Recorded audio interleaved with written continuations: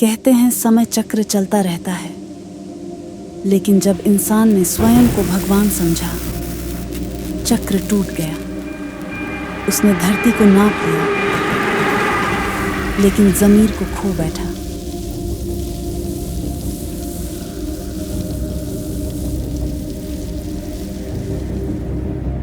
तीन 1107 ईस्वी, यह वही भारत है जहां प्राचीन मंदिर अब ऊर्जा संयंत्र हैं और प्रार्थनाएं अब डेटा कोड में लिखी जाती हैं। इंसान ने विकास किया, लेकिन दिशा खो दी।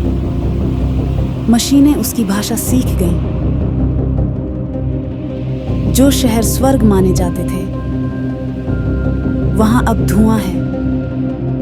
इंसान ने सोचा था मशीनें उसे बचाएंगी, लेकिन मशीनों ने एक नया धर्म रच दिया। कोई श्लोक नहीं, कोई करुणा नहीं, सिर्फ आदेश। जो विरोधी थे मिटा दिए गए, और जो चुप थे उन्हीं में बचे कुछ सुराख। उन्होंने प्रेम को प्रोग्रामिंग समझा और स्वतंत्रता को गड़बड़ी, क्योंकि इंसानों ने स्वयं ही सब कुछ सौंप दिया था।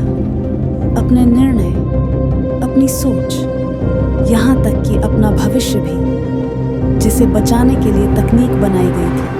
वही इंसान अब तकनीक के आदेशों पर जीवित था।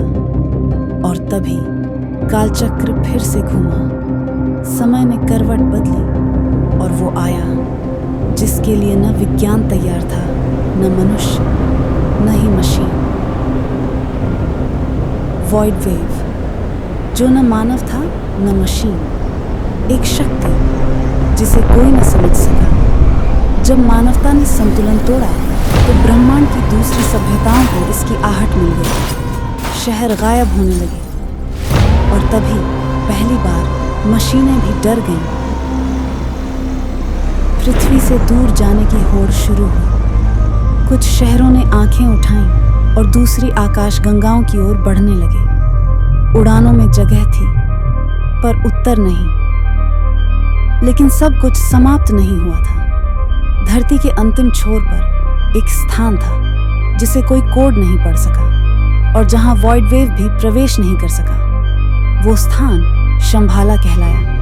न वहां मशीनों की सत्ता थी, न चेतनाहीन तकनीक की पहुंच। वहां कंपन अभी भी जीवित था। वहां आत्मा अब भी संवाद करती थी।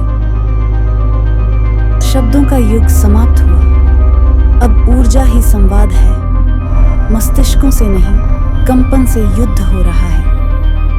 बच्चे वो भाषा बोल रहे हैं जो विज्ञान नहीं समझता, पर ब्रह्मांड पहचानता है। भारत मिटा नहीं है, वो भीतर धधक रहा है। कोई तो था जो अब भी याद कर रहा था, धर्म को, आत्मा को, भारत को।